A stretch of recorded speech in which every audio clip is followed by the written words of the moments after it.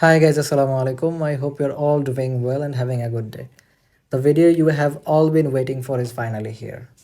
Today I'm going to discuss the Edexcel levels Physics Unit 2 Electricity chapter, covering common and important questions. This video won't just focus on common questions, I will also go over the key mathematical problems in the electricity chapter. I know this topic can be tough, especially with the math involved in parallel and series circuits. But don't worry, I will break everything down and cover each detail so you can master this topic before your exam. So without wasting any more time, let's start. Now let's start with the effect of temperature on current and resistance in metal thermistors. These are the two questions that is repeated mostly in every Edexcel levels physics unit 2 question paper. This question comes in, let's say, for 5 marks or 4 marks or even sometimes as 6 marks. So I have given 6 points for both these questions for you guys to memorize and first understand. You need to understand first and then memorize the MS points because it's very important. And the things that I've written and the lines that I've written is according to the mark scheme. So now let's understand the effect of temperature on current and resistance in metals first. Okay, we will go through the metals first. Now in metals, when the temperature rises in the metals, the current produces a heating effect. Okay, the current produces a heating effect, and that heating effect makes the lattice atoms to vibrate more vigorously. There are lattice atoms. Those lattice atoms vibrate vigorously. Let's say this is a path. Okay, this is a path, and this is one atom. This is another atom, and this is another atom. There is also atoms like this. The electrons will pass through it. The electrons will pass through it, and now when the temperature rises and the current produces a heating effect, these atoms in the lattice starts vibrating. Now they start vibrating like this and they come into this position. Okay, they vibrate like this, they start vibrating like this. So when the electrons trying to pass, they collide with the atoms, and now when they are collided with the atoms, their velocity decreases. It's obvious, right? When you're moving through a road and if someone is coming, let's say in front of you, your velocity will decrease, right? If you collide with someone while running, your velocity will decrease, right? So there are more frequent collisions between the electrons and atoms. Why there are more frequent collisions? Because the atoms starts to vibrate, and this decreases the drift velocity. And we know, according to the transport equation, I is equals to NAVE. If the velocity increases, if the drift velocity decreases, if this drift velocity decreases, that means the current will also decrease, because the current is directly proportional to the drift velocity. And we know, according to V is equals to I into R, if the current decreases, the resistance increases, because they are inversely proportional. Now let's move forward to the resist in the thermistor's question. It says the current produces a heating effect as the temperature rises. The same thing as the metals. It will also produce a heating effect when the temperature will rise. But now here is a difference.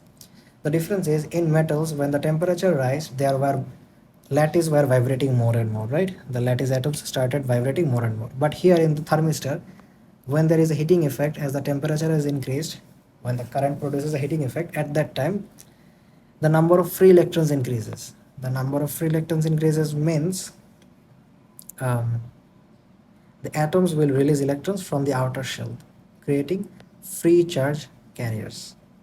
Okay, in thermistors, when energy is provided, or let's say when the current is provided, when the current is produced in the thermistors, the atoms starts releasing the electrons. Okay, atom starts releasing the electrons in thermistors. But in metals, we have seen the atoms are fixed in their position, they start vibrating. But in thermistors, the atoms release their electrons when the current produces a heating effect, when as the temperature increases. Now as the number of free electrons has increased, we can say this will increase the charge carrier density. So we can say the N has increased, and we know when the N increases, the current also increases, because the current is directly proportional to the number of electrons or number of free charge carriers. So as the current increases, the resistance has decreased. Now in these two parts, I will give a tip for you guys to remember. It becomes sometimes confusing for the students. Is in metals wires, there are already free electrons. in metal wire. In this metal wire, there was already free electrons and the electrons was moving. And as they were moving, when the atoms started vibrating, they collided with the atoms and their drift velocity decreased. But in semiconductors, there are no free electrons actually present. When the temperature rises and there is a heating effect produced by the current, at that time the electrons are released by the atoms, and when the electrons are released, we can say the charge carrier density increases because the number of charged particles increases, and the number of charged particle increases, the current increases, and when the current increases, the resistance decreases. So basically this is the difference. In metals there are already free electrons moving, but in semiconductors or thermistors, the atoms releases electrons when there is a heating effect. There is no free electrons previously present. So this is the main difference between them. Though you don't need to remember this difference, I have given these tips in order to just remember that thing in a much better fashion, nothing else. But make sure to memorize and understand all these 6 points, because these 6 points for metals and thermistors, both of them are very important. You guys will encounter this question several times in your A-Levels Physics Unit-2 while solving the papers, and might be in May 2025 or October 25 exam, or in your session there will be a question on this as well. So it's better to memorize it after understanding. Alright, so now let's solve this common question. It says a negative temperature coefficient thermistor and a fixed resistor are connected in a circuit as shown. So basically there is a fixed resistor as well as a thermistor. The temperature of the thermistor increases. We know when the temperature of the thermistor increases, we can look after the note that we have studied previously.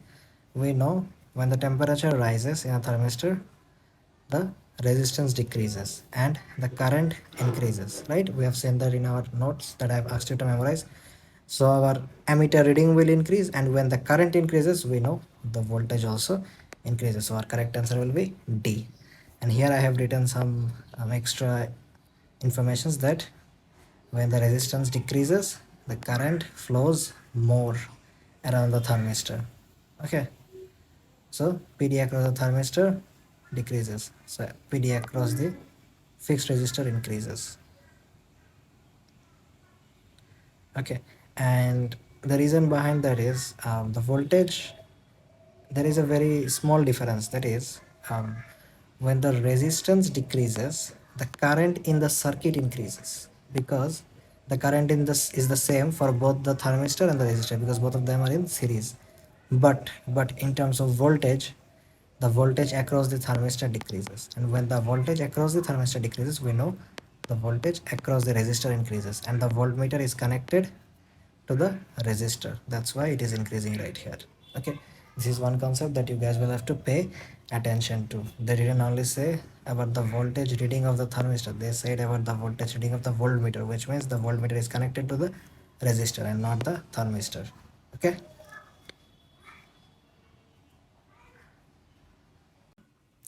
when the temperature of a metal wire increases, the resistance of the wire increases, something that we have seen in our notes as well. Now it says the amplitude of the lattice vibration decreases. No, the lattice vibration actually increases. That's why it is our correct answer. And here it says number of conduction electron decreases. The number of conduction electron not decreases, it actually increases, but for semiconductors or thermistors. But for metals, the lattice vibration increases. Something that I've shown you in your notes as well. An electrical heating system consists of heating panels. Each panel is made from a thin sheet of conducting material attached to two copper electrodes. The electrodes are connected to a power supply as shown. Now the question says, state what is meant by the resistivity of a material. We know the resistivity means the resistance of a sample. Let's say here the sample is the conducting material of unit cross-sectional area and unit length, right? So we can say the resistance of a sample of a material of unit cross-sectional area and unit length will be our correct answer. This is a very easy 1 marks question, so memorize it. Now the next part says describe how the student could determine a value for the resistivity of the conducting material. So now you will have to figure out the value of the resistivity. So to figure out the value of the resistivity, we can go back to the formula. We know resistivity is equals to resistance into cross-sectional area over length, right? So the first thing that we will have to figure out this resistivity, we will have to know the length. So to know the length, we can measure the length of this conducting material using a meter rule, right? Then we also need the cross-sectional area, and we know the cross-sectional formula of the cross-sectional area is thickness into length. So we have the length, but we will have to figure out the thickness, and then we will have to calculate the cross-sectional area by multiplying the thickness into length. And to measure the thickness, we will use a micrometer screw gauge, right? The micrometer screw gauge is the best possible way to measure the thickness. The next part says about the resistance. We'll have to figure out the resistance. So to figure out the resistance, we can connect a ohm meter into this setup to get the resistance, and then we will use this formula to get the resistivity. Let's see the mark scheme. It says measure the length using a meter rule, and then thickness of the material using a micrometer screw gauge, and then use cross-sectional area. Determine the cross-sectional area using thickness and the length. Then we will use an ohm meter to measure the resistance of the sample. Then we will use the formula of resistivity. Now let's move forward to the next part of the question. It says copper has low resistivity compared with the resistivity of the conducting material. If something has a low resistivity, that means it has a high charge carriers. It has a high charge carriers. Explain how the low resistivity of copper affects the drift velocity. So we will have to compare it with the drift velocity. So now we will compare it with the formula. We know I is equals to NAVE. If something has high charge carriers, we know high charge carriers is inversely proportional to the drift velocity. So the drift velocity will be less. So we can say copper has a high concentration of charge carriers because something has a low resistivity. That means the resistance is low. And if the resistance is low, then there is a high concentration of charge carriers. And if there is a high concentration of charge carriers, according to this formula, our drift velocity is gonna be small. The question says the diagram shows a potentiometer. It consists of a track made from carbon. So basically, this is the track which is made up of carbon. The resistance between terminal A and C is equals to 47 kilo ohm. So basically, there is a resistance between point A and C, or terminal A and C. A sliding contact moves around the track and is connected to terminal B. So basically, this is the sliding contact which is in contact with the, this is actually this slides like this, okay, this slides like this, and it is itself connected with the terminal B. Okay, the carbon track has a uniform rectangular cross section. This is very important, that it has a rectangular cross section. Calculate the thickness of the material. They have asked us to figure out the thickness of the material. They have given us the length, width, and the resistivity. As they have given us the resistivity, it becomes way more easier to do this math. We know the formula of resistivity is equals to resistance into cross-sectional area over length. So now we will have to figure out, we have to break things down actually. We know resistivity is equals to resistance into area, means the width into the thickness divided by the length. Now if we make thickness the subject, as we have all the other quantities, we can actually figure this out. So it will be length into resistivity. So it will be 2.7 into 10 to the power minus 2 into the resistivity, which is 2.5 into 10 to the power minus 5, divided by the resistance, which was 47 kilo ohm. So it will be 47,000 ohm into the width, and the width was 3 millimeter, which can be written as 3 into 10 to the power minus 3 is equals to the thickness. And our answer will be 4.8 into 10 to the power minus 9 meters. The circuit shown includes a light emitting diode. So here we can see the light emitting diode. There is a resistor, and this is the battery. When operating normally, the potential difference across the LED is 1.8 volt. So the PD across this is 1.8 volt. The total EMF is 6 volt. So if we divide 6 minus 1.8, it becomes 3.2. Actually 4.2, my bad. So this 4.2 is the potential difference of the resistor, right? Because there is two components. One is the LED and the resistor. So the total EMF is shared between them.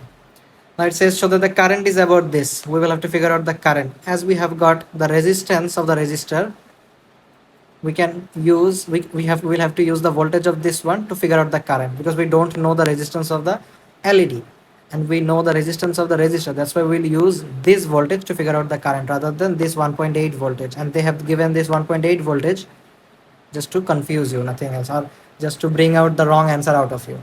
So here we will write, we know voltage is equals to current into resistance. We will have to figure out the current.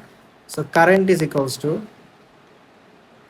voltage by resistance, and we know our voltage has been given as 4.2 divided by the resistance has been given as 220 ohm. So our current will be 0.019 ampere. Okay, and we can write it down into milliampere by dividing with multiplying it with 10 to the power 3. So it will become 1. Now let's move forward to the next question. It says calculate the power transferred to the LED. So to figure out the power transferred to the LED, we know there is a formula of power, which is current into voltage, right? Power is equals to current into voltage. We have got our current as 0.019 ampere into the voltage of the LED. Now here we will have to use the voltage of the LED because it says the LED, and we know the current is the same throughout the circuit. That is a series circuit. So we can use this current for both the LED and the resistor because they are in series. So we'll write down is that for it was 1.8, right? Yeah, it was 1.8. So our answer of power will be equal to 0.034 watt. Now moving on to the part C, it says the battery in the circuit was rechargeable. The battery was charged for 5 minutes using the solar cell shown. The radiation flux of sunlight incident on the solar cell was this much. So basically this is the radiation flux, and we know the other name of radiation flux is actually the intensity. We have learned about the intensity, right? This is the intensity. When the battery was replaced in the circuit, the LED lit for 80 minutes. So it was lit for 80 minutes, and now it says the efficiency of the LED was 90%. Okay, now they have said to figure out the overall efficiency of the system. Now this efficiency of LED being 90% was just given to confuse you, nothing else. Basically we will have to figure out the overall efficiency of this whole system, the system where the whole circuit was. Okay, now before figuring out the efficiency, we know the formula of efficiency. We can write it down right here, that the formula of efficiency is equals to energy output divided by the energy input into 100%, right? This is the formula. Now let's figure out the energy input. First of all, we'll have to figure out the energy input. So to figure out the energy input, we know the formula that relates energy is power. Power is equals to energy divided by time taken, right? Now to figure out the energy input, we'll have to know the power and the time for which the input energy worked. We know it was charged for 5 minutes. So basically we know the time taken for which this energy was input, right? The energy input of the sunlight to the solar cell, but we don't know the power. To figure out the power, we know we have the intensity value, and they have given us the length and breadth of this solar cell. So we can write we know intensity is equals to power divided by area, right? So we will have to figure out the power. So we know intensity into area. We know intensity is equals to 680 Wm minus 2 into area. Area means we'll have to multiply this 2 because they are in a rectangular shape, right? 120 into 210. Don't forget to change it into meters. Into 10 to the power minus 3 is equals to our power. So our power value will come as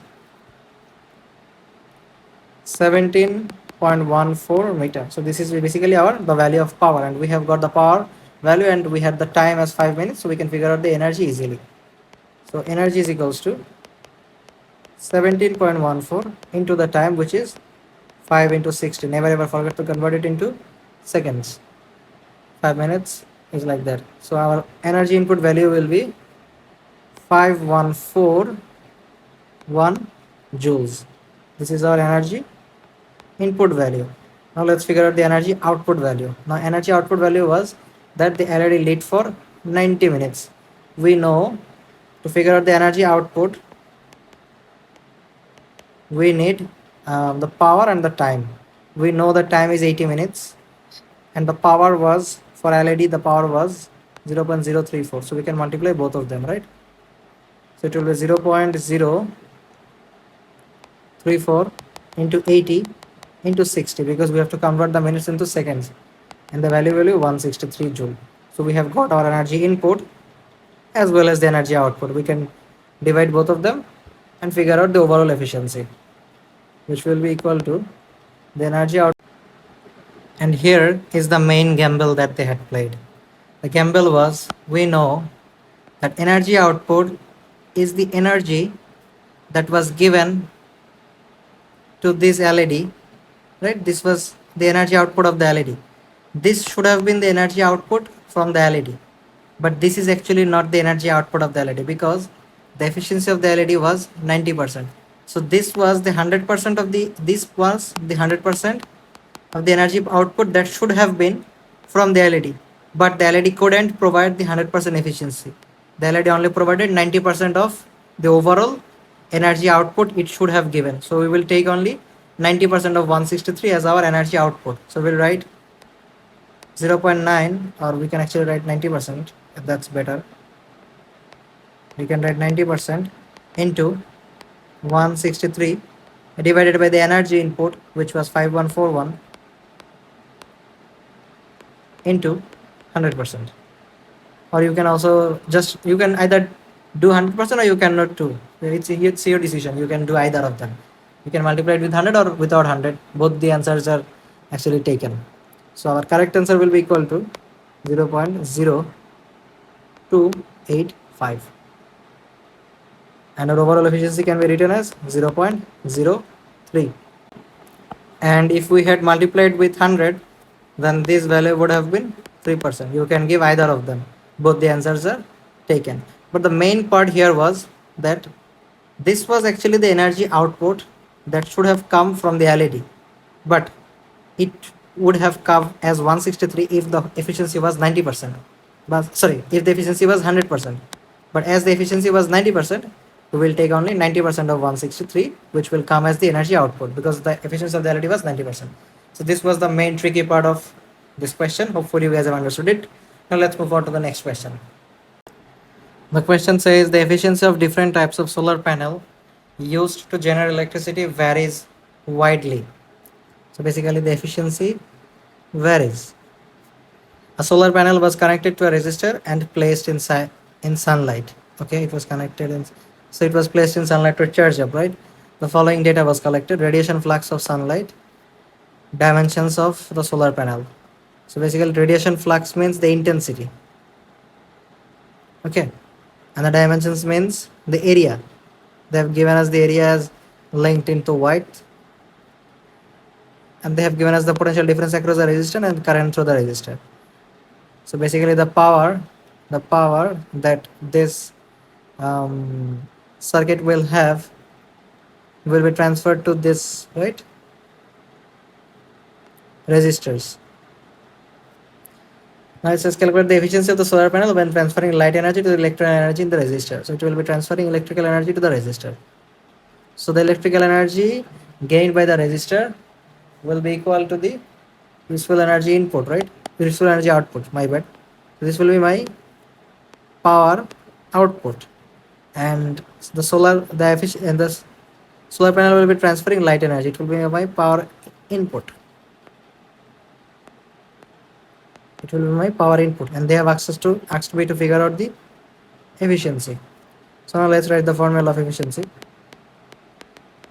We know efficiency is equals to power output divided by power input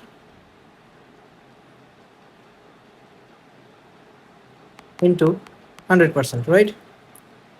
So our power input is going to be the radiation flux of the sunlight into the dimensions of the solar panel, right? Because the sunlight will come and it will be spread it to the dimensions of the solar panel to increase the power of the solar panel. We know the formula, intensity is equals to power per unit area, and this radiation flux is my intensity, right? So now to figure out this power, we will multiply intensity into area, and this power is my power input. So I can write it down, intensity into area. Our intensity was this 800 into the area, which was this 1.6 into 0.95, divided by my power output, and my power output is going to be, this power is going to be the energy that the solar panel will have, and this energy will be transferred to the resistor. So we'll also figure out the resistor's power. We know the power is equals to current into voltage, and we know the voltage and the current of the resistor. So we'll multiply both of them. 29 into 7.3 into 100%. This 100% right here overall. This will give us the efficiency value as 17%. Now moving forward, the next question says the solar panel was disconnected from the resistor. The digital voltmeter was connected across the solar panel and the EMF was measured as 55 volt. State what is meant by the EMF. We know the EMF means energy supplied per unit charge. This is something that you guys will have to memorize because this 1 marks question is more or less common in every exam paper. Now the next part says calculate the internal resistance of the solar panel. Now it says about the internal resistance of the solar panel. We know there is one formula that relates the internal resistance and the voltage across the resistor. Okay, internal resistance and the voltage across the resistor. We know that formula is voltage is equals to, sorry, my bad. EMF is equals to voltage across the resistor plus current into R, which means this is the internal resistor. We can also write it down as voltage across the resistor plus voltage across the internal resistor. Voltage across the bigger resistor in the circuit plus voltage across the internal resistor. And this voltage across the internal resistor is the resistor inside the battery. We can break it down this formula as VR plus I into R, and this small r is the resistor inside the EMF. So we know the EMF value as 55 volt. We have to figure out the voltage across the resistor. Let's see if it is given right there. Yeah, the voltage across the resistor was given as 29 volt. Here you guys can see it. So it will be 29 volt plus the current in the circuit, because the current is the same because it is because it's a series circuit. So the current is going to be 7.3 ampere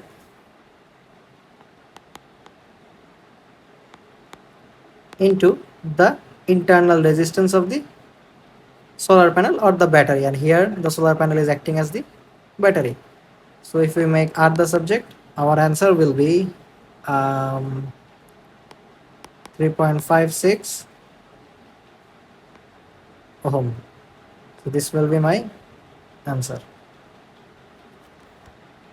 So basically this question assesses a very important part of the syllabus, a very important concept as well. So now let's go through this question. It says a student has two filament lamp. Lamp A is marked 12 volt 60 watt. So basically they have given us the voltage and the power. And after reading the question, it should come to your mind the only formula which relates both the power and the voltage is, we know power is equals to current into voltage. And lamp B is also marked the same 12 volt 30 watt. Here the power is less but the voltage is the same. The student sets up the circuit as shown. The student states that both lamps will operate normally. Evaluate whether the student's statement is correct. Now it will only operate normally if the current flowing through it is the same, because both of them are in series, right? Both of them are in series. So the current that should be flowing between through the bulb A and B should be the same.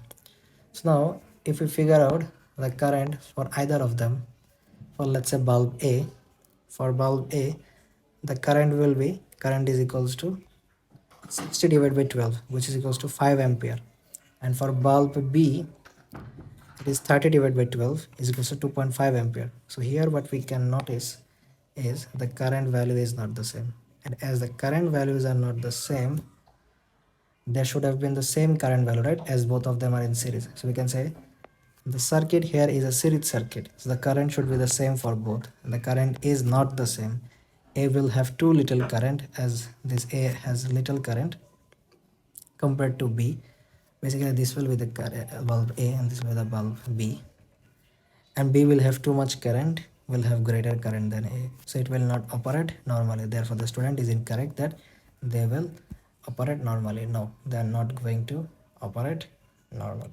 So basically this is how you guys will have to write this type of questions, and this was a very important concept to understand, that in a series circuit the current is the same, and in parallel circuits the voltages are the same, and this type of questions are asked regularly in A-Levels Physics Unit 2. So make sure you are understanding this. Now let's move forward to another question like this.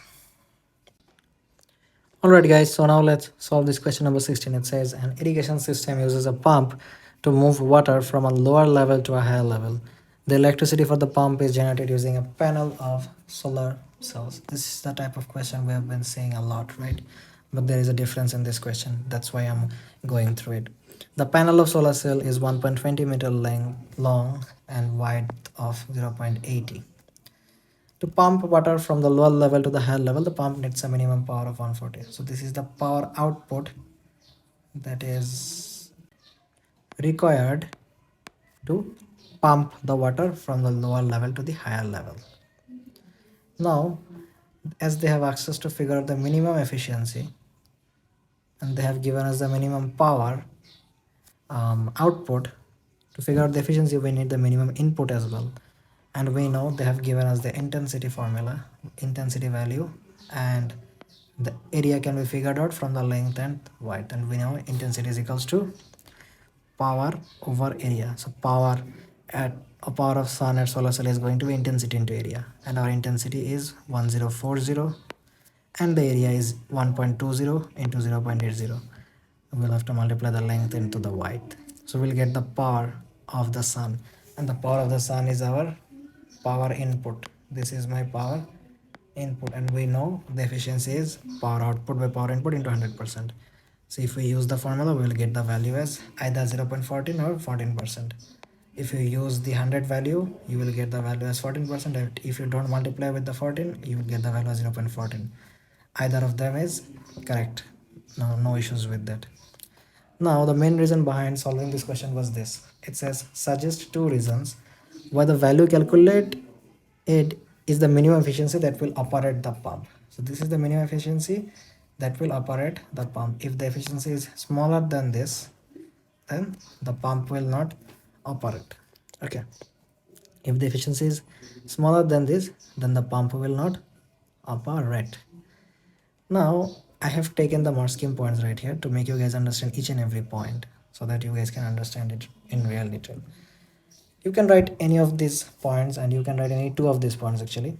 Now it says light from the sun may not be incident on the solar panel at 90 degree. Okay, so this is one of the reasons why it is the minimum efficiency that will operate the pump. So what does actually happen if the light from the sun is not 90 degree to the panel? If sunlight strikes the solar panel at an angle other than 90 degree, let's say not perpendicular, the intensity of the panel will be smaller. The intensity of the panel will be smaller. This intensity value will be smaller. Now if this intensity value is smaller, then this power value will be smaller as well. So our power input is gonna be smaller as well. So we need it to be at 90 degree. Okay, now it is, if it is 90 degree, then this will be smaller and the efficiency value will be greater, because the power input is smaller, and the efficiency value is not gonna be greater actually if the power input is is smaller, then the efficiency required will be greater. So greater efficiency will be required to manage the power output that is required to lift the water or to pump the water from the lower level to the higher level. So if the intensity increases, if the intensity actually if the intensity decreases, then the power input will also decrease, and if the power input increases, greater efficiency is required to manage this 140 watt which is required to pump the water from the lower level to the higher level. So basically that is why it is the minimum efficiency at which it will operate. Otherwise, if something wrong happens, let's say the light from the sun is no longer at 90 degree to the solar panel, then the efficiency required will be greater. So this is the minimum efficiency that it will operate. Otherwise, if something wrong happens, then greater efficiency will be required. So that's why it is set at the minimum efficiency. And it is also said that intensity might be lower due to the clouds or rains or fog. Now, if there is cloud, then the intensity of the sun naturally decreases, right? So if the intensity decreases, then again the power input will decrease and greater efficiency will be required. The same for light may be reflected of the solar panel. Now the light that is coming to the solar panel may be reflected. If the light is reflected, then the light that is present in the solar panel will decrease. So that means the intensity will decrease. And if the intensity decreases, the power input also decreases and required efficiency is greater. So these are the 3 points that you guys can memorize, and this first point is very important because this is the same point which was tested in maybe Jan 2025 question paper as well. So make sure you are understanding this concept in real detail. The question says a red light emitting diode is placed into a circuit as shown. The LED emit lights of wavelength this. So basically they have given us the wavelength and they have said it is 100% efficient. Previously we have seen a question where it was 90% efficient, right? So now the LED is 100% efficient. That means the LED will be able to take the whole voltage that has been provided by the battery. Okay, the battery has negligible internal resistance, so the total voltage of the battery will be used by the diode. This is what that means, right? It is 100% efficient, but previously it was 90%. That's why we have multiplied with 0.9. Now it says the current was 9.2 milliampere. Show that the power of the LED was about this. We know power is equals to current into voltage, right? And they have given us the value of the voltage as 12 volt, which is the EMF, but they have also said it is 100% efficient. That means this is the same voltage that this LED will have. So we know power is equals to current into voltage, which is 9.2 into 10 to the power minus 3 multiplied by the voltage, which is 12, which will give us our power value, which is 0.11 watt. Now let's move forward to the next question. It says calculate the number of photons emitted by the LED in 1 minute. So they have given us in 1 minute, and they have also asked about the number of photons. We will have to figure out the energy of the photons. We will have to figure out the energy of one photon, and the formula of energy of one photon is equals to H into F. We know H is a Planck's constant. We know that value as 6.63 into 10 to the power minus 11, sorry, minus 34 multiplied by the frequency. So now we will have to figure out the frequency. Then we will figure out the energy of one photon, and we will also have to figure out the total energy provided by the LED. So to figure out the total energy by the LED, we'll have to use the formula power is equals to energy divided by time taken. We know power is equals to energy divided by time taken, and to figure the total energy, we will multiply the power with the total time for which it worked, which is 1 minute. So energy is equals to, we can write total energy is equals to the power, which was 0.11 into the time, which is 60 seconds, right? It worked for 60 seconds as it is 1 minute. So it's 6.6 joule. This is the total energy. And now we also need to figure out this frequency. We know there is a formula of frequency, which is V is equals to F lambda and F is equals to V by lambda. We know V is the speed of light, 3 into 10 to the power 8 divided by the wavelength they have given us as 627 nanometer, which needs to be converted into meter. So we'll write 627 into 10 to the power minus 9. and our frequency value will be 478, which is 4.78 into 10 to the power 14 hertz. Now we can put this frequency value right here to figure out our energy of one photon. We have got the total energy, and if we can figure out the energy of one photon, then we can divide both of them to get the number of photons. So energy of photon will be, if we multiply this value with this value, it will be 3.17 into 10 to the power minus 19 joule. This is the energy of one photon. We know um, total energy, this is a formula, total energy is equals to number of photons multiplied by energy of one photon. If you can multiply energy of one photon with the number of photons present, we will get the total energy of all the photons. So we have the total energy of all the photons as 6.6 joule. So the number of photons will be divided by energy of one photon, which is this one. So 3.17 into 10 to the power minus 19 is going to be giving us the number of photons that has been emitted by the LED in 1 minute. The value will come if we divide them is 2.1 into 10 to the power 19. So this has the numbers of photons present. Now moving on to the next question, it says the red LED was replaced with a green LED which emits light with a shorter wavelength. The current in the circuit didn't change. It will give a shorter wavelength. As the wavelength is shorter, explain how it will affect the number of photons emitted. Now we can just go back to this formula and look at it. If the wavelength is shorter, if this wavelength is shorter, the frequency will be greater, right, as the inversely proportional. And if this frequency is greater, then the energy of the photons will be greater. And if this energy of the photons is greater right here, the number of photons will be smaller, or number of photons will be less. So we can say just we can say lower wavelength will leads to higher frequency, right?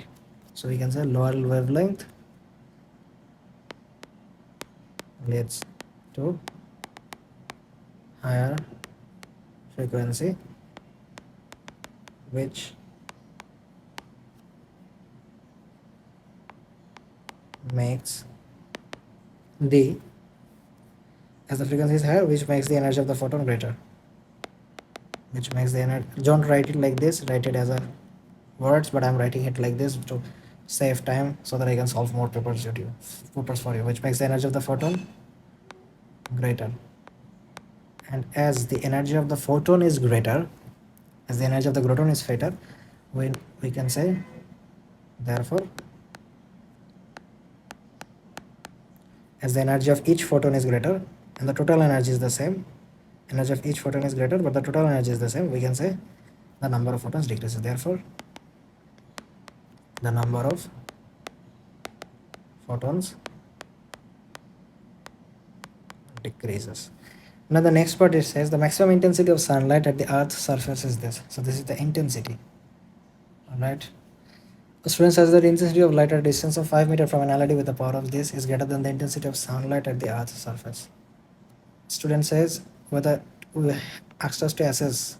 So before assessing, we will have to do a math and figure out whether this actually has the greater intensity than the sunlight at the earth's surface. So we know the intensity formula is equals to power divided by the area. We know the power has been 0.69 divided by the area formula is 4 pi into r squared, and we know this is the distance of 5. So this is the radius. Okay, so 4 pi, we have to convert them into meter, which is 0.005 squared. Okay, and this will give us a value of 2196 watt m minus 2, which is actually greater than the intensity of sunlight at the earth's surface. So we can say yes, the student was correct. Just write it down. Yes, the student was correct. A student investigated the internal resistance of a cell using the circuit shown. The student used the variable resistor to vary the reading on the ammeter. Okay. He recorded the corresponding readings from the voltmeter. Okay, he was varying the ammeter reading, I mean he was varying the current, and then he was measuring the corresponding reading for the voltmeter, and the voltmeter is connected across the EMF. Okay, now the first question says determine the EMF of the cell and the internal resistance of the cell. So he have asked us to figure out the EMF and the internal resistance. Now here we will have to recall the formula that we have seen previously, just in the previous question. The formula was, we know EMF is equals to voltage across the resistor, voltage across this resistor, or here it is a variable resistor, it doesn't matter, voltage across the resistor plus the internal resistance of the resistor multiplied by the internal voltage of the voltmeter, internal voltage of the EMF, right? So we can write it down as current into resistance. Why current into resistance? Because EMF is equals to the voltage across this resistor plus the internal voltage of the EMF. So internal voltage of the EMF means voltage is equals to current into resistance. Here it is the current, it is the internal voltage of the EMF. So for the internal voltage of the EMF, we will multiply the current with the internal resistance of the EMF. So this small letter r, this will be a small letter r actually, is the internal resistance of the um, internal resistance of the EMF. Now if we make voltage across the resistor the subject, it becomes VR is equals to EMF minus IR. And now we can compare this thing with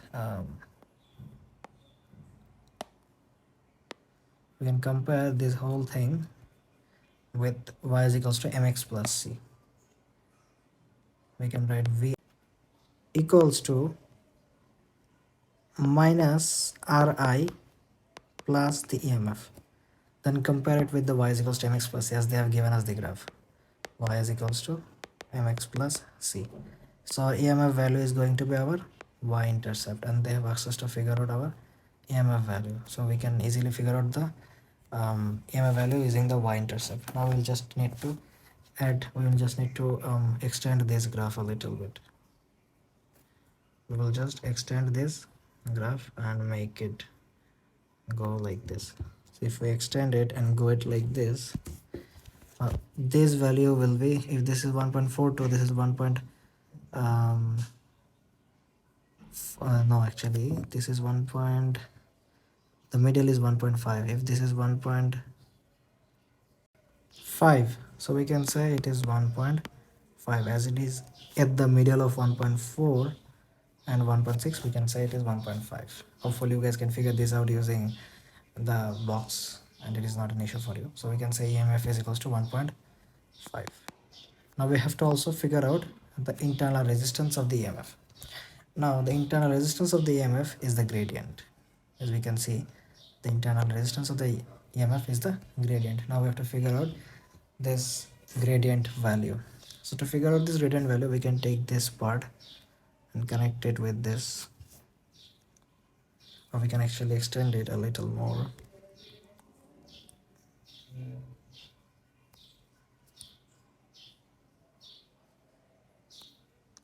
We can extend it to a little more like this, and then we can connect with this point. So this point is going to be, if this is 1.5, then it is going to be 1.45 actually. This is 1.45 and this value is 0.2. This value is going to be 1. If this is 1.24, 1.28, 1.32, 1.36. So this is going to be 1.36 and this is 0.4. So we can figure out the gradient like this, y2 minus y1. So our y2 is 1.36 minus y1, which is 0.4, divided by 0.2 minus 1.45.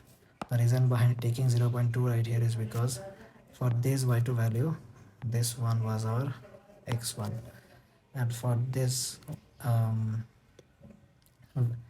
x2 value, our y2 was here, so they are the same. So if we figure out the gradient, our gradient will be around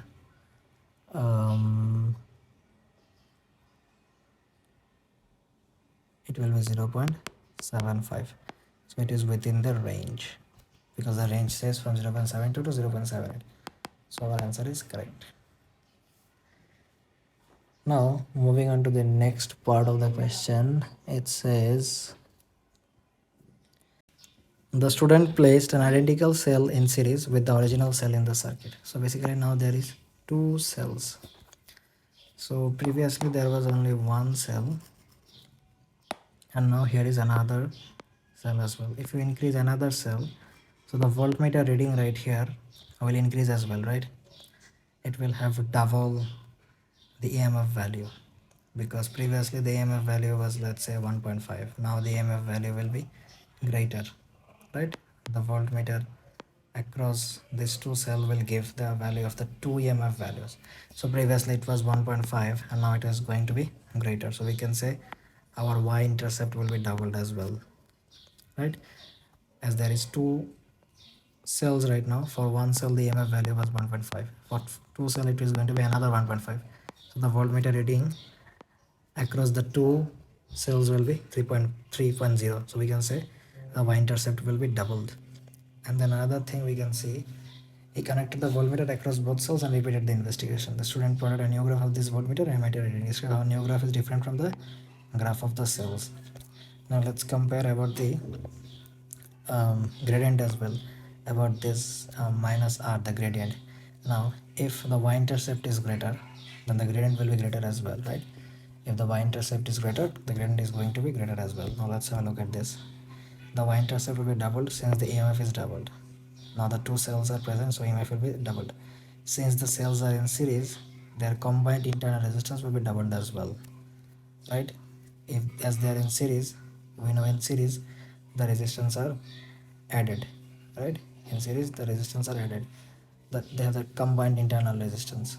So we can say their combined internal resistance will be doubled as well. And now if the internal resistance is doubled, we know this internal resistance is what the gradient is. So we can say the gradient of the graph to be doubled as well. The question says a student set up the circuit shown to investigate the properties of a negative temperature coefficient thermistor. So basically the thermistor is in series with the parallel structure. This is a parallel structure and the thermistor is in series with the parallel structure. It says the power supply has a negligible internal resistance. Okay, they have asked to show that the voltmeter reading was 6 volt. So they are talking about this voltmeter. So to figure out the voltage, we need current into resistance. We know the current is 23 milliampere. So we can say 23 into 10 to the power minus 3 into the total resistance of this circuit. And we know as it is in parallel, we know 1 divided by RT is equals to 1 divided by R1 plus 1 divided by R2. And we know 1 divided by RT is equals to 1 divided by 500 plus 1 divided by 600, as there is two resistors, right? So it will give the value as so if we make this the subject, our RT is equals to 273 ohm. So we can just put this value right here and multiply it with this. It will give us the volume value as, sorry, the value of voltage as 6.2 volt. So this is going to be our final answer. Now the next part, it says calculate the power dissipated by the thermistor. So we know the formula of power is current into voltage, and we cannot use the value, we cannot use the voltage value of this. We need to use the voltage value of this one, the thermistor, as they have asked about the power dissipated by the thermistor. And now as the total voltage was 12 volt and the voltage used by this whole section is 6.2, we can subtract that to get the voltage of the thermistor. So voltage of the thermistor will be 12 minus 6.28 multiplied by the current, and the value of current will be the same in the circuit because it is a series circuit, which is 23 23 into 10 to the power minus 3, as it is in milliampere, and our overall value will be 0.13 watt. This was a very easy question, but this type of questions requires small concepts, that this whole parallel structure is in series with the thermistor. Okay, if we can figure out the overall voltage of this parallel circuit or the parallel structure, then we can easily figure out the thermistors by subtracting it from the EMF value. Hopefully you guys have understood this easy question as well. Now let's have a look at this question. It says drivers use car headlights to emit light in dark conditions. The graph shows how current I varies with potential difference V for a car headlight. Okay. The headlight will emit light when it dissipates at least 35 watt of power. So at least 35 watt of power is required for the headlight to emit light. Determine the minimum potential difference for which the headlight will emit light. So the minimum potential difference for which it will emit light, we know power is equals to current into voltage, and we know our power needs to be at least 35 for. So the question says for what voltage value it will be able to emit at least 35. Now let's have a look at this 8 value of voltage. For the value of 8, the current is around this percentage, which is 3.7, and we know if we multiply 3.7 with 8, it is going to be even less than 32, so it is not going to be 35. Now let's take for 9. For 9 it will be like this. So 9 multiplied by 3.9. So when we multiply 9 with 3.9, 9 into 3.9, it will be around greater than 35.1. So it is equal to 35, or it is greater than 35. So 9 voltage is the minimum voltage or the minimum potential difference at which headlight will emit light. So we can say it has 9 voltage. Okay, minimum potential difference will be 9 voltage. Now moving on to the parts C, it says the headlights are connected in the circuit using copper wire. The current in the wire is this much. Okay, this is the current. Calculate the drift velocity in the copper wire. Right after seeing drift velocity, the only formula that comes into my mind is I is equals to NAVE, right? I is equals to NAVE. Now let's have a look what they have provided us with. We'll have to figure out the drift velocity.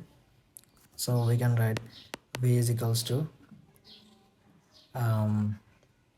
current divided by NAE, right? So now let's say what they have provided us with. They have provided us with number of charge carriers. So we can write, and they have also given us with the current. So we can write 4.6 divided by this N, which is 8.49 into 10 to the power 28, right? Now the next thing that we read is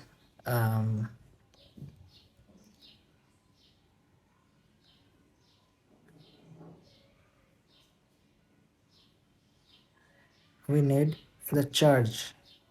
We need the charge of an electron, which is 1.6 into 10 to the power minus 19 multiplied by the area. Now we need the area. So to figure out the area, they have given us the resistivity and the resistance. We know the formula that resistance is equals to P into L by A, right? And they have given us resistance per unit length. A resistance per unit length means if we multiply this resistance into A, or if we write like this, resistivity is equals to resistance into area per unit length. This is the actual formula, right? So as the formula says, resistance per unit length, so we can say that R divided by this length will be equal to 1.75 into 10 to the power minus 2 multiplied by the area is equals to the resistivity, which is 1.72 into 10 to the power minus 8. Now we just need to make A the subject and divide it by that. So our A value will be equal to 9.83 into 10 to the power minus 7. Now we can just put this value right here because we need to multiply it with the area, right? We will get our velocity. So our velocity value will be 3.4 into 10 to the power minus 4 ms minus 1. So we are basically done with solving this question. The important part was about the resistance per unit length of the copper wire. As they have given us resistance per unit length, that's why this resistance by L value will be this one. We can write it down like this, right? R divided by L into A, right? So this R divided by L is this part and the area is this part. This question says the diagram shows a cell of EMF and internal resistance R. The cell is connected in series with two resistors, which is R1 and R2. The potential difference across R1 is V1 that they have given us. The current in the circuit is I. Which of the following expression is correct? So as they have given us this internal resistance of the cell, so we'll have to cover, we know the formula of EMF. We know when there is internal resistance, we know EMF is equals to voltage across the component. For 1, we will write voltage across the component 1 plus the voltage across the component 2. We'll have to write the voltage across the component 2, but we don't know the voltage across this component 2, but we can know voltage is equals to current into resistance, and we know current is the same for all of this as they are in series circuit. So we can write I into R2, right, plus the voltage across the internal resistor or the voltage of the battery. So we can write that down as current, as current is the same, into the internal resistance of the cell, which is IR. So our correct answer will be D, right? We know when there are two components, we will have to add the voltage of the two components plus the internal voltage of the battery, okay, is equals to the EMF. We have previously seen a question on series circuit, right? Now let's do a question on the parallel circuit. It says a student sets up the circuit shown with the cell of a negligible internal resistance. It doesn't have any internal resistance. Great. The next part says the ammeter displays a current of 0.14 ampere. So it has a current of 0.14 ampere, and the EM of the cell is 1.54 volt. Okay, they have said calculate the value of the resistance of the resistor R. So they have asked us to figure out the resistance of this resistor R. Now let's figure out the overall resistance of the circuit, because we know the EMF value and the current value as well. So now let's figure out the overall resistance of the circuit. Okay, so resistance for the whole circuit is equals to, we know voltage divided by current, and here the voltage is 1.54 divided by the current, which is 0.14, is equals to 11 ohm, right? This is 11 ohm. Now in this whole circuit, the resistance is 11 ohm, and out of this 11 ohm, 9 ohm has been taken by this particular resistor. So this parallel resistor is going to have 2 ohm resistance, right? It is going to have 2 ohm resistance from this whole circuit, right? It is going to have the rest 2 ohm resistance from the circuit.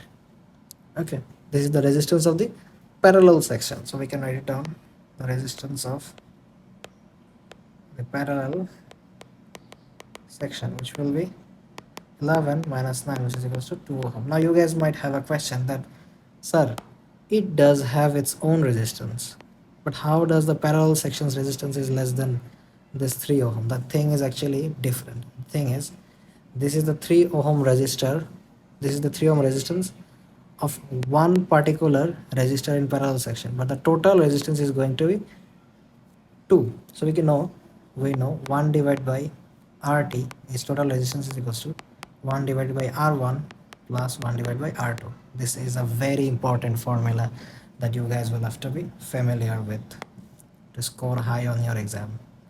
This is an extremely important formula. Now let's have a Now let's take it down. Just 1 minute. Now let's take it down right here. Okay, now we can actually write it right here. Um, we know 1 divided by RT means here the total resistance of the circuit was, um, sorry, 1 divided by RT means the total resistance of this parallel section, which is 1 divided by 2, is equals to 1 divided by R1 means this 3 plus 1 divided by R2. This is the value we will be figuring out. So we can figure out 1 divided by R2 is equals to 1 divided by 2 minus 1 divided by 3, and our answer will be 1 divided by 6. So basically 1 divided by R2 is equals to 1 divided by 6. Now our answer will be R2 is equals to 6. So our resistance is 6 ohm across this resistor. Now this type of parallel circuits are very important to understand, and it's very important to understand. So make sure you are understanding them in real detail. Alright guys, so now we will start with a very important question. It is a bit difficult to understand, but if you guys can master this concept, then it will be very easy for you guys to understand or to answer electricity questions of Edexcel A-Levels Physics Unit 2, because this question entirely includes a lot of concepts. So now let's solve this question. It says a student connects 4 resistors between point X and Y. So basically the first one is in series, and there is 2 junctions right here. So we can say it is in parallel, both of this 7 ohm resistor and 18 ohm resistor in parallel. And then this 4 ohm resistor is also in series, but it does have 2 junctions as well. Now the question says which of the following expressions gives the total resistance. So the question has asked us to figure out the total resistance. The question has asked us to figure out the total resistance. So to figure out the total resistance, we will add this 15 ohm for sure, plus we know this whole structure is in series with 15, right? So we can figure out the total resistance of this parallel structure. So to figure out the total resistance of this parallel structure, we know 1 divided by RT is equals to 1 divided by R1 plus 1 divided by R2. So 1 divided by R total is equals to 1 divided by 7 plus 1 divided by 18, right? So you have to figure out the RT. So RT is going to be 1 divided by 1 by 7 plus 1 divided by 18, 1 plus 18. So this is going to be our R total, right? This is going to be our R total. Now as we have understood this part, now the next thing that we have to do is we will look at this 4 ohm resistor. Now we will not actually add this 4 ohm resistor into our circuit or into our total resistance part. Why we will not actually add this 4 ohm resistor in the total resistance part? The reason behind not adding this 4 ohm is because we know when something is passing through it, he will either go from this junction or in this junction. And then let's say when something is passing through there, if he goes into this direction, he will encounter 4 ohm resistor. So the currents always main motive is to go through a junction or go through a line where he will not face any resistance. So the current will never ever go into this direction. The current will always go in this direction. So this 4 ohm resistor will be of no use, because let's think of it as an analogy. Let's say you are moving from this road to right here. Okay, now there is 2 ways to go into this road. One is from here or from here. But if there is a lot of traffic in this direction, you will never ever go from this direction, right? You will definitely start moving in this direction to reach this road. So that's how it works. So as there is resistance right here, all the current will flow from this. So this resistance is not of use. So we can say 15 plus 1 divided by 1 by 7 plus 1 divided by 18 is going to be our correct answer. So C is our correct answer, which doesn't include the 4 ohm resistor. And now I have used analogy here to make you guys understand. The analogy is, I've written it very carefully right here. It says the 4 ohm resistor is ignored. We can take it right here. And then now let's go through it. The 4 ohm resistor is ignored because it is in parallel with a direct wire. It is in parallel with a direct wire, meaning all current flows through the wire 0 ohm resistance, because there is no resistance right here. There is absolutely no resistance right here. That's why. Instead of the 4 ohm resistor, this happens because current always takes the path of least resistance, making the 4 ohm resistor useless. So it has no effect on total resistance. The direct wire refers to the straight from X to Y, from X to this Y. So basically this is the main thing.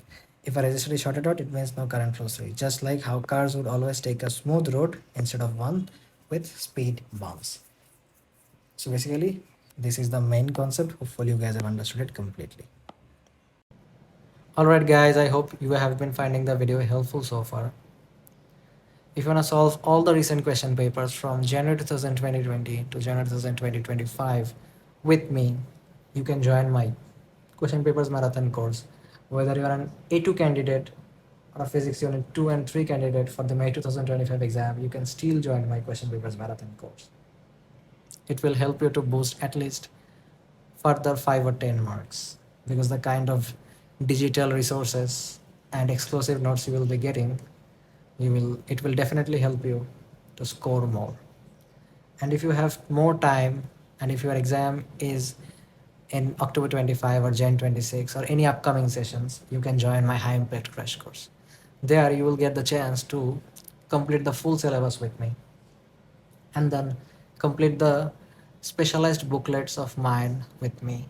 And before the exam, you will be also getting the mega revision worksheets as well. In addition, we will be solving all the recent question papers from January 2020 to January 2025 for all the units that is in A-Levels Edexcel physics. And there is something more as well. The thing is, you guys will get the chance of the access to more than 30 question paper solving recorded videos for every unit. So without wasting any more time, join Exam Essentials.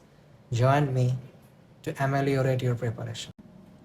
A student set up the circuit shown.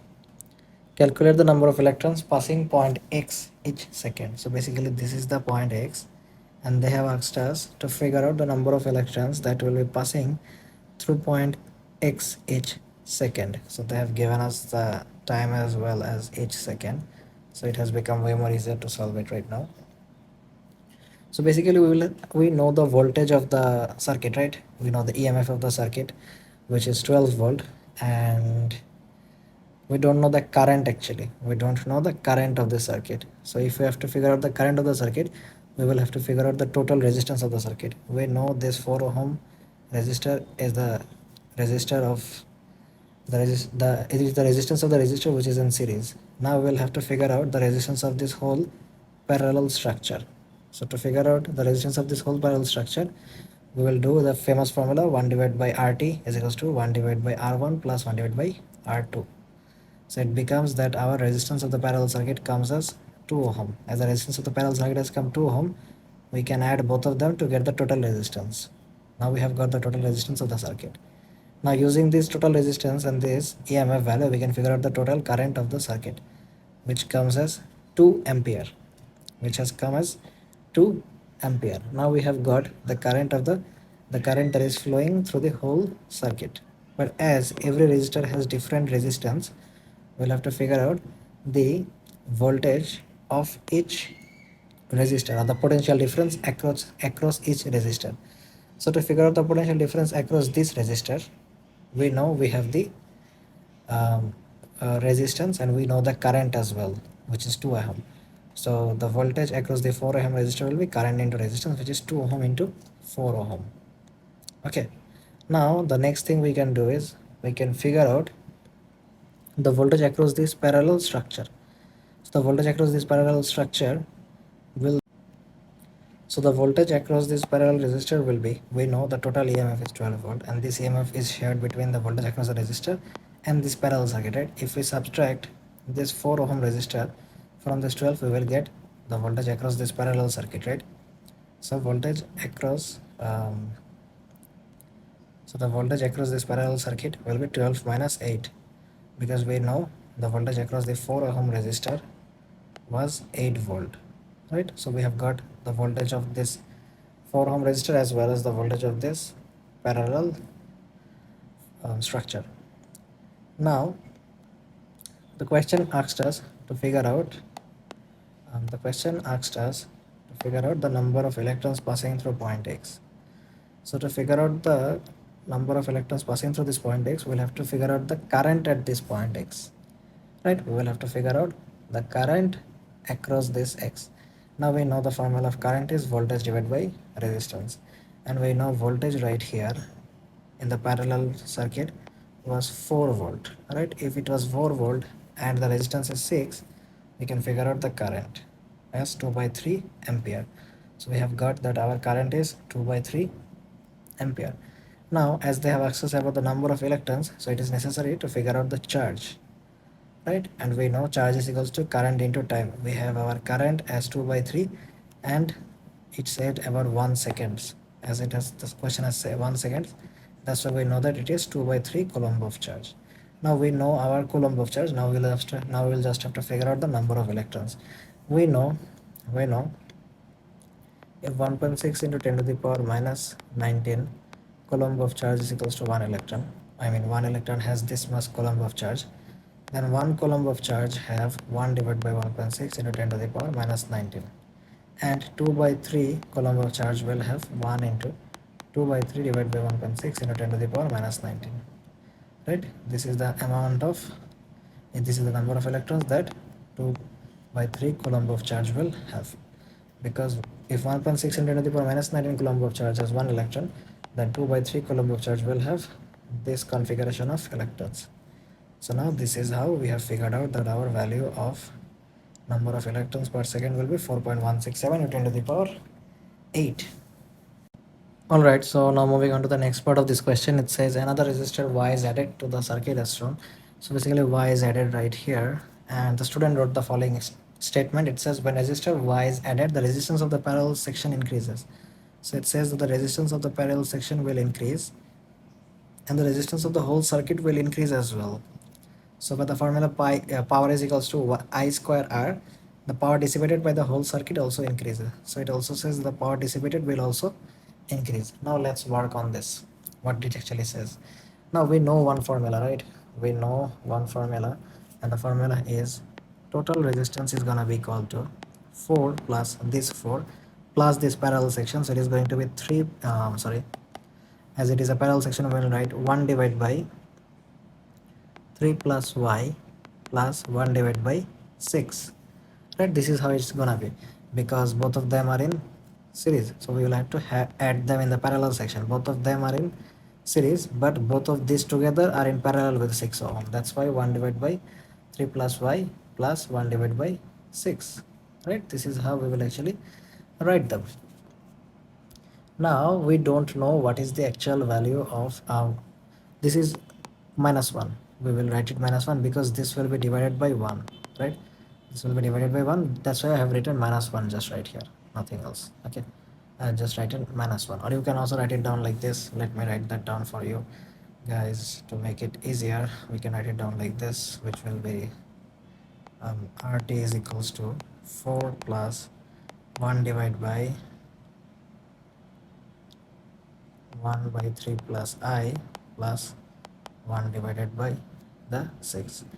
Now we can also write this down as 4 plus 1 divided by 3 plus y plus 1 divided by 6 minus 1.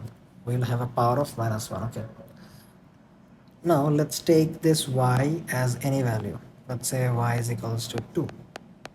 Okay, let's take y is equals to 2. But if y becomes 2, then we can write it down like this: 4 plus 1 divided by 3 plus 2 plus 1 by 6 to the power of minus 1. Now let's see what does the total resistance value come, as he has said that the total resistance value will increase if we add this y. Now let's see what it comes. Now it comes as 6.7 if you use the calculator, This is the 6.7 value that it has come, which is 6.7. And the previous value of the total resistance was 6 ohm. So yeah, his statement is correct that the total resistance will increase, as well as this, as the total increase has increased, we know this one was 4. So definitely this parallel circuit, this parallel section of the resistance of this parallel section has also increased, right? Because this 4 ohm has been constant in both the scenarios, whether you add y or not. But this parallel section has increased, that's why it has become from 6 to 6.7, right? So we can say yes, the statement is correct. But the formula P is equals to I square into R. Now we know that our voltage has been the same, right? As the EMF was 12 volt, the voltage was constant. So we can also use the formula P is equals to V square by R. If we use the P is equals to V square by R, if our resistance increases, the power decreases. But it has said that the power dissipated will increase. No, the power dissipated will decrease. So we can say the student's statement of this power is incorrect, but the student statement of the resistance was correct, right? We can say like that. Now let's have a look at the answer. What it says. It says the students correct that adding Y, the resistance of the whole circuit will increase. But that also means that the total current in the circuit decreases, right? And if the current decreases, so students, if a student used P is equals to VI with same V, as current decreases, the P also decreases. Power in the circuit will also be less. So student is incorrect. Or you can also use the formula P is equals to V square by R as well. Rather than P is equals to current into voltage, we can also use this formula. If the resistance increases, the power decreases for the same voltage. So now let's solve this question. It says the graph shows how current varies with potential difference for three components. Which of the following component is not represented by any of the three graphs? We know here the current and voltage is directly proportional. So we know it is an ohmic conductor. It wasn't written in your question. Okay, I have written it later on that it is an ohmic conductor because the current and voltage is directly proportional. And we know this is a graph of filament lamp, as when the voltage increases, the current also increases, but the rate of increase is a decreasing rate. And this is a diode graph. We all know that it is the graph of a diode. Now what the examples that they have given is they have given diode, filament lamp and ohmic conductor, but all those three of the graphs are present right here. The question says which is not represented. The only graph that is not represented out of these three graphs is the negative temperature coefficient thermistor. So that, let's see the negative temperature coefficient graph of the thermistor, which looks like this, which is a little different from the filament lamp, where it increases, but here it is decreasing. The gradient is decreasing. But in the negative temperature coefficient, as the voltage increases,